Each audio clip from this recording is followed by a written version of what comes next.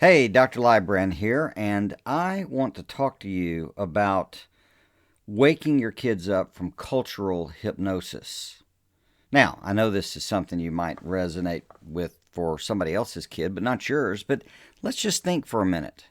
It strikes me, if you look at any of the data, that there is a kind of hypnosis going on, especially now in this so called millennial group.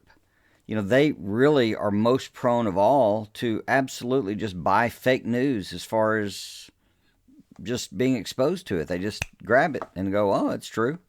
That means this whole internet game of throwing out false blogs, the information gets out there. It's proved wrong later, but the retractions don't really do for the idea that gets in the wind. That's all part of the hypnosis problem. In fact, hypnosis is really kind of how most of us live. We live in a state and we're sort of going through the motions. I can give you a pretty good example of it. Um, Elevators.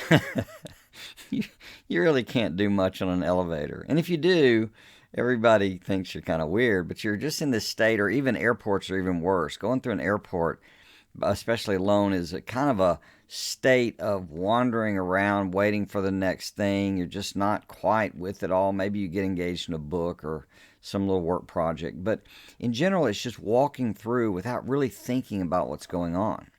So, cultural hypnosis is this thing where everybody's getting told what to do by the media or what they read out there, or their sharing of opinions, or social networks and all the rest. And it's just a lot of blindness leading blindness around. Sorry if you don't see it. I'm actually sorry for you. If you disagree, you're not awake. You're not even up to being awake enough to be hypnotized. So wake up right now and recognize that's what's going on in this world. And here is the trick. You don't want this for your kids. You want them to be independent thinkers. You want them to be individuals who can make their own decisions and their own choices in this world and are not simply drifting along in this wave, or maybe we should call it a wall of molasses of what everybody's opinion really is. You get caught in all this, and it's just a crazy mess. So, here's what I want you to do to get out of it. Now, listen, I have been teaching logic and thinking, communication, this stuff for a really long time. And I have a way of practicing it, so I'm going to give you two things to do. One thing to do is to practice watching other people, or yourself even, but watching other people watch TV or watching other people watch a movie. I know that sounds weird, but trust me. So I go into a movie, every movie I go into, I'm halfway through the movie and I stop in the middle of it. I don't know how to do this, so you might have to set a timer or something. And I stop in the middle of it and I look around and I look at everyone watching the movie. And what I see is everyone's just engaged. They're in that movie. That's kind of a hypnotic thing. They're in that movie. They're engaged in it. And that's great. That's what you want to do. Enjoy the universe of that movie. However, when I'm awake, I notice that I'm not experiencing or feeling or caught in that web of the movie. And I'm noticing that everybody else is. And that gives me a moment in time to recognize that I can wake up at any moment. I can be aware, that I'm exist. I'm kind of independent from the universe. I'm not a drop in the ocean.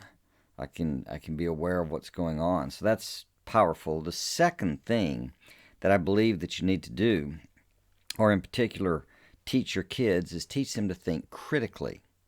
And this isn't about criticizing, it's about discernment and distinctions. And all you have to do is get them to debrief a movie, a book, a TV show, a discussion, and argue it from at least two, if not three or four sides.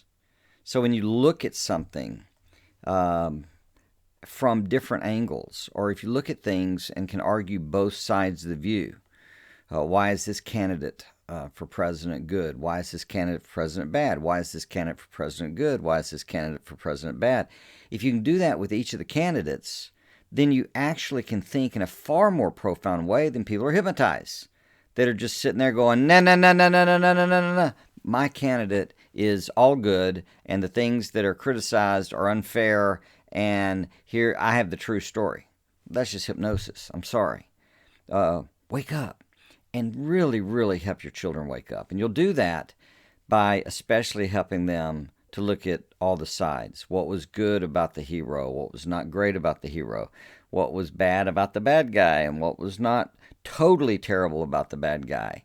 And how did these other people come in? Or how would a baker look at this story? Or how would a jet pilot talk about this story? All those opportunities are what I like to call walking around the statue.